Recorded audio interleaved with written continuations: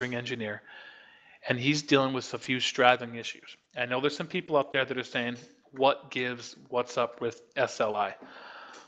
Let me give you the answer on that so you know. SLI right now, actually, from a code perspective, works in our game. The bad part is, um, CryEngine isn't that great for SLI machines. It's very CPU bound engine. Even in the past games, some of our tests for Crisis 2 and other games, you did get a benefit from SLI, but it was, 50 frames to 60 frames or something. Like, it was a benefit, it was there, but not like, maybe some other games.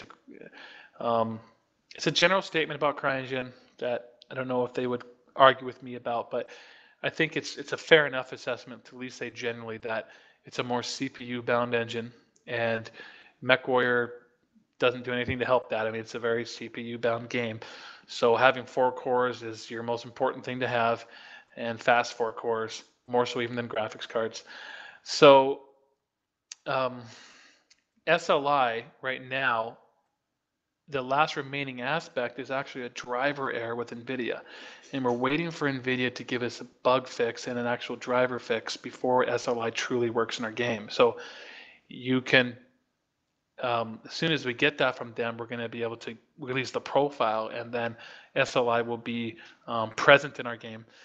And that's just an example brought up of what our rendering engineer is dealing with on some, rather than say focusing on some new feature, a new graphical, aspect of DX11 that there's certainly lots of ideas out there that we'd like to do. But I think, unfortunately, it might be a bit of a boring answer that says we got our hands full to the end of the year, delivering community warfare, and our rendering engineers were trying to work on the Innisphere map, trying to make that look cooler, look more interesting, and render differently.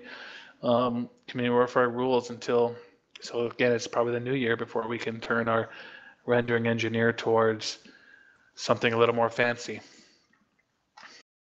All right, sounds good. Audie from House of Lords asks, are there plans to release C-bill versions of Hero Mechs? For example, no extra C-bills or anything, but a C-bill variant with the same hard points. Simply put, no. No, you have to find the money from somewhere, to make a game like this. And a product like this is still takes I don't know, too much information usually burns us, because it's information that people don't necessarily know how to handle. But it's still, many hundreds of $1,000s per month just to run the product and to run the game and to fund the development team. It could be close to $500,000 all told per month on MechWarrior Online. So it's we've got to, there's got to be a business model there somewhere, and we're a free-to-play game. I still stand by that statement. It's just like other games, and I guess we'd have to basically challenge pretty much all of them being free to play if we challenge MechWarrior, and that is, premium tanks, hero mechs. There's just some things out there that are hard currency, and that's how the game's funded. We have players out there that play for free. They play absolutely for free. They own 20 mechs, and they've mastered their atlases and the whole bit, and they've never spent a dime on the game. And they've played like 4,000 matches. That's significant. It's a significant time. They're playing a game developed in CryEngine that's had, many millions of dollars spent on it, and they're playing it perfectly for free. And it doesn't happen unless somebody is spending money somewhere. And so there's the micro MC type transactions, and this is the strategy of all business, of all free-to-play games. You gotta create a price point for everybody. That's how these games work. There's got to be the tiny price points for those that buy the little bits and pieces nonstop. The bigger price points, the bigger price points, the bigger price points, and right up to, of course, the classic free-to-play business term of the whale. And the game requires your ability to monetize across all of those. If they're willing to spend $1, then There should be something there to spend $1 on. And we need to do a better job of that. That's something we've talked about. We don't have enough. Maybe that's one change I can talk about in the billing of MechWarrior Online that we'd like to see is maybe the rest of what we have there stays very similar to what it is, but there needs to be more options for the smaller purchases and the micro purchases so that they're not making big investments.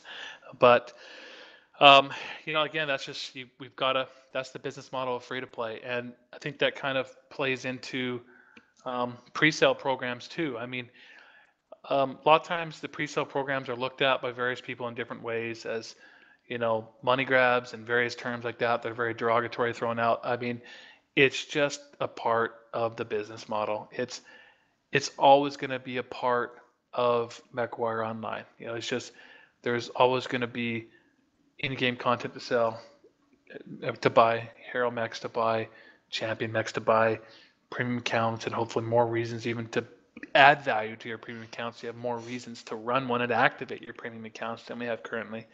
And of course, pre-sale programs. It's a very important part of our revenue and will always be a part of our business model. So I'm sorry to you players that asked that question.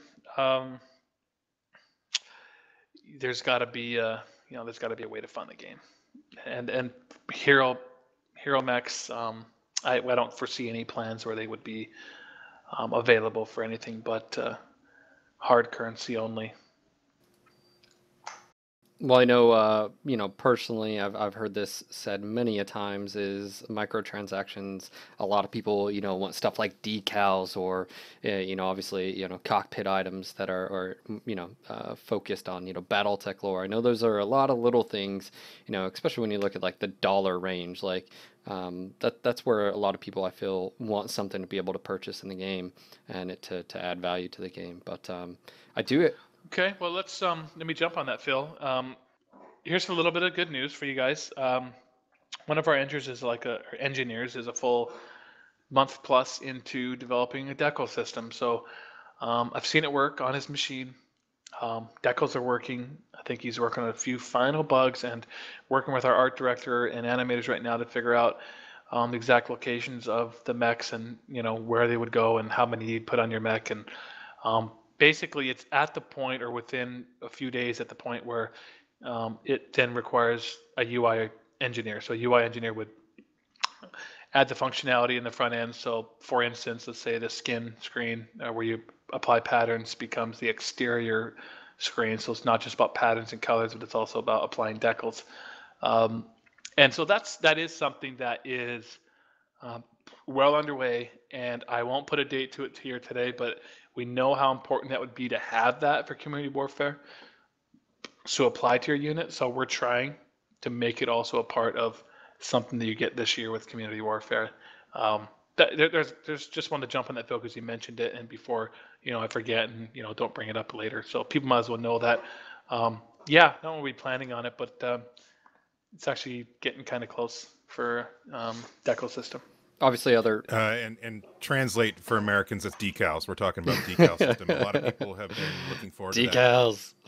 I forgot about how Canadians pronounce it. But yeah. It's as long as it's not aluminium. But anyways, another thing, obviously, to bring up a lot of people in the context of microtransactions would be, aesthetic stuff. You guys have talked about it in the past, Russ, and I think the community would agree.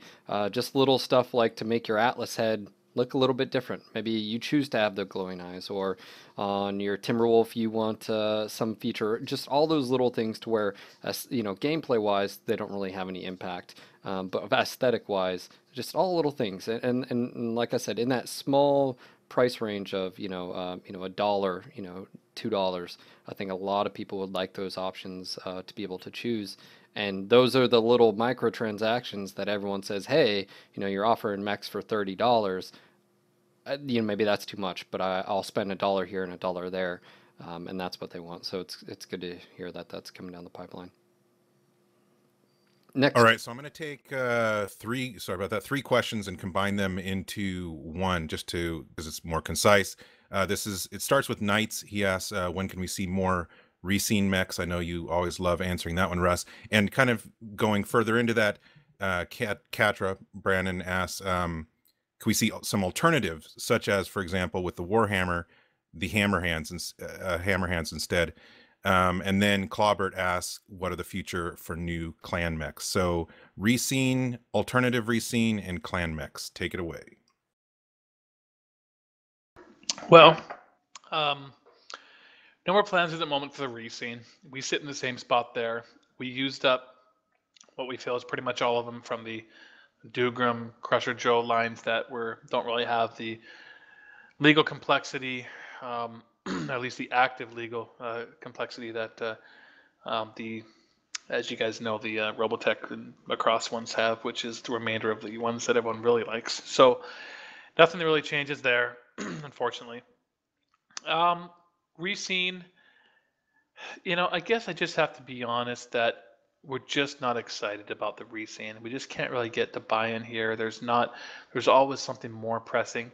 When it came to the actual, well, I guess to be more specific here, when I look at our Griffins and Shadowhawks and stuff, I'm not really considering them rescene. I really look at those as the unseen. Like those to me are re-envisioning of the proper original designs, not putting our MechWarrior Online artistic spin on ones that are already redesigned. That's not something that gets a lot of attention here. So when you look at, say, the Marauder and the rescene versions are changed so much, and then we kind of put our spin on that, and then we still don't know if we're actually clear of the legal aspects. So there's just too many questions there. So for now, I think we're kind of done with the rescene. We'll see. Time changes. Probably never thought we'd be able to do the ones we did at some point, so you never know. Well, I'm sure we'll continually look at that at least twice a year until something gives. Clan mechs, yes, absolutely. I just said it. Everyone's like, "What's up?" With more clan packages in Wave 2, and I'd like to commend ourselves on our patience because we definitely wanted to let this one soak in, and don't want to swamp you guys too heavily on these things. But like I said, it's an important part of our business model. So there's going to be another one. In fact, I'll tell you about one right now. I guess it's been about almost 3 full months since the Wave 1 released. They sold very well. So the summer in Wave 1 was, it was sold second most. It wasn't as much as Founders, but it was like 3/4 of Founders money, and very successful, and they continue to sell very well to this day, day by day, and we're releasing for C-Bills, as you know. Tomorrow you can get the Summoner for C-Bills. So that's the third one. 2 weeks after that, you get the Direwolf for C-Bills, and on we go. So won't be too long now, and you'll see all of those Wave 1s available for C-Bills. However, we still feel like Wave 1 is going to continue to be available for sale because the value that you get, of course, is just so good. You get all the premium time and the invasion versions and Warhorns and just all the stuff you get with the package.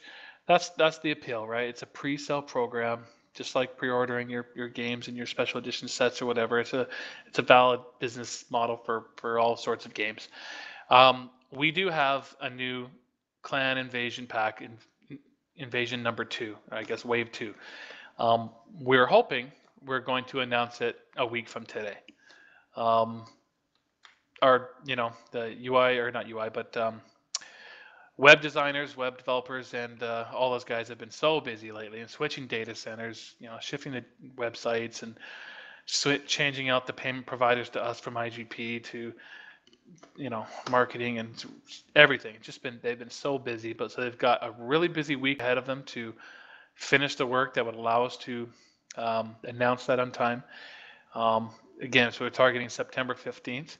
And I know you guys want to know everything now, but I feel like I want to leave some thunder for the announcement. So I don't know if I'm going to tell you all about the pack, but let's just say this time there's 4 mechs, not 8. Light, medium, heavy, assault, clan, of course.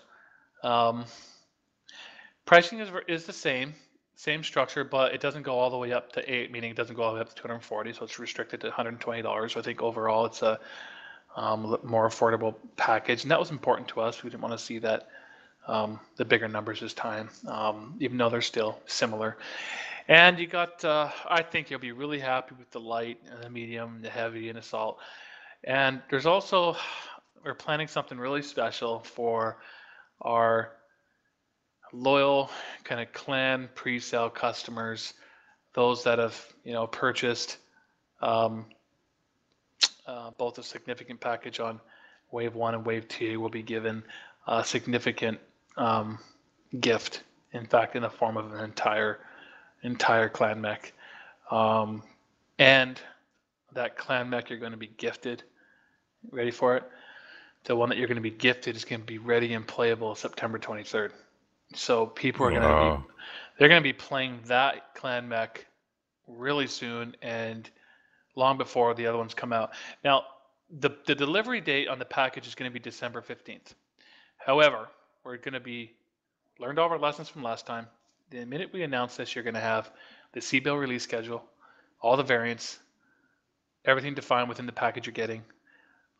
There are faction-based skins this time, so that's kind of the big twist. It's like, you get the one mech, you get to choose one faction-based skin, etc. And it's like, for instance, Clan Ghost Bear skin that fits these mechs and will be retrofitted to the other clan mechs as well.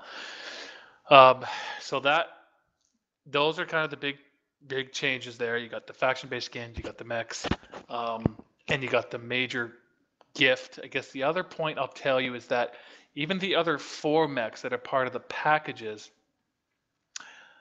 you're not going to wait till December 15th to get them all. My understanding is we're around the 1st of November. Current plan isn't set in stone yet. You'll get one around the 1st of November, one around the middle of November, one the 1st of December, the last one the middle of December. So they're going to be coming in advance of the final delivery date. So I think the value is going to be, we wanted to improve upon it this time.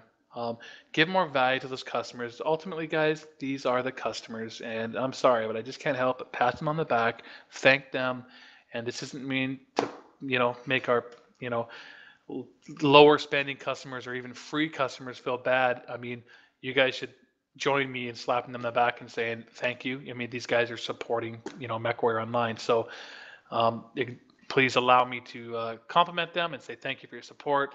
And this is going to be 4 great mechs, and you're going to be able to not only play, some of the players that have really spent significant on the clan side will be able to play that great mech as early as September 23rd, and then even the other ones that people buy in a la carte or the smaller packages and whatnot, those mechs will start to become available like November 1st. So I think that's great. You're going to have all the details from the get-go. You're going to start getting them much sooner than the final delivery date. And so we are going to see some new clan mechs running around in our game as early as September 23rd, and then even as early as November. So that's what we've been focused on, creating that mech, or that package. And there you have it. So let's wait until Monday till you learn more. I'm sorry. Don't hate me. It's just these guys spend so much time creating the web page. The web page will look amazing. Then Alex creates a concept art that just looks amazing. I just want to drop that on you guys on Monday, so please allow me to do that. All right, no, Phil is queued up with the next question, but I'm just going to ask because everybody wants to know: are you going to name the mech, or do we have to wait? Which one? What do you mean? The free mech that they get? Yes. I'm going to make them wait. I'm sorry. All right. Builds adds to the anticipation. 1 week, I hope, guys. 1 week. All right. I'm going to go ahead and skip down here. And this is obviously pertaining to PGI obtaining the publishing rights from IGP. SJR the Magician asks, here's a question. Are there any game mechanic decisions that IGP wanted that you're considering rolling back now that you're separate? No, I'm afraid I can't really think. Excuse me, I can't really think of anything. They really weren't about mechanics or anything. They were, more about first-time user experience and some of those things that we spent a significant amount of time on in 2013. And there's always pressure for that first-time user experience, and we see the value in it too. We just felt like we had to complete our promise of community warfare before we turned our attention back to it again. So that was the main thing that came from them, not really mechanics that I can think of. I don't know. All right, we've got a couple questions here from Well, I'm going to do this one. Foxy Shortbus asks, for content creators, when will we be able to have a replay system that we can control time and camera angle on? Replay camera that you can control time and angle on. For example, like World of Tanks, when you get out of a match, you have the option basically when you're dropping matches in World of Tanks and a couple other games to record War Thunder as well, to record replays. And so then when you get out of the match, you can go back, watch a replay. You can adjust the camera angle if you're trying to do machinima, et cetera, et cetera. So is a replay system on the books? Yeah, no, no. I mean, that's just going to fall into that category of like, guys, I promise we'll talk about it when we finish delivering Community Warfare this year. You know, so it's some things like that. Some of those things are on the books, meaning they're going to backlog in Jira, something that we all intend to get to at some point. And honestly, there's probably is some more replay functionality stuff somewhere in that backlog. I'm positive there would be, but it is not on someone's development task list here in 2014. I can promise you that. Sorry, but we definitely have our focus. We know what we got to get done this year. Okay, next question we have Mung. I'm not even going to try to pronounce that. Mung-Fu Sensei. Something like that. He says, has there been at any point, or will there be at any point, where you consider giving up on CryEngine? Well, I don't think so. Good thing for us, and I don't want to talk negative of it because obviously it's a pretty darn good engine. I mean, it's a state-of-the-art engine. It makes some amazing games. We're well established now, right? I mean, we're 3 years in on this engine technology, so we've had our challenges, but you have those with all engines. And you know, right now our biggest challenge is probably around networking, which is not an uncommon sentiment. I think you've heard that from you know, the Star Citizen guys have talked about the networking aspect. So every engine has something like that you gotta have to adjust to your game. But at this point, being 3 years in, I don't see why. I'd be really surprised if that was the case. I mean, never say never. You know, maybe it's a year or 2 or 3 down the road, and you know, get the full graphical update in some, you know, Unreal 5 or something. I'm just throwing shit out there. Obviously, I have no idea, but right now, it certainly isn't the priority of us thinking ahead to like when we upgrade or switch the engine for MechWarrior Online. I was going to say, Russ, is that, I mean, obviously you're basically saying that isn't scheduled or even thinking of right now, but that is a possibility that you guys could do. Is that correct? Sorry, is it a possibility? Is that what you said? Yeah, I mean, you're basically saying, yeah, it's definitely possible. It's just not planned at all right now. Yeah, that's right. I mean, I think maybe why people would ask that is like the game looked extremely beautiful when it launched. I think it still holds up extremely well, but you know, people can start to look ahead and say, well, how good will it look 2 years from now? Well, you're right. It's something we're gonna have to deal with at some point, and at that point, I guess we're gonna have at some point we have to make a decision whether the engine has the capability to keep up with the times. And that, of course, would play back into the question of, you know, how viable is MechWarrior Online? Are we still making this thing 3 years from now? I certainly hope the answer is we are. So yeah, I'm sorry, just a little early for that question, I guess, but it's something we're gonna have to deal with at some point. All right. The next question is from Sandpit. There's been a few people asking regarding the Phoenix packs and the loyalty point bonuses. When will those go into effect? I'm assuming Community Warfare, but let you answer. Yeah, that's good question.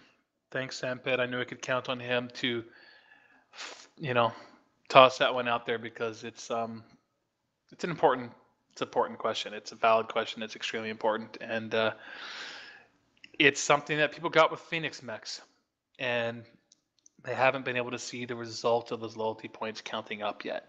So the answer is yes. It's a part of community warfare. It's definitely a part of your loyalty to your faction and unit, and we are going to, you know, make it so those items are counting up and starting to show, you know, a value of your stored up loyalty points upon the release of planetary combat. And at this point, I'm not going to announce how they'll be applied within your unit.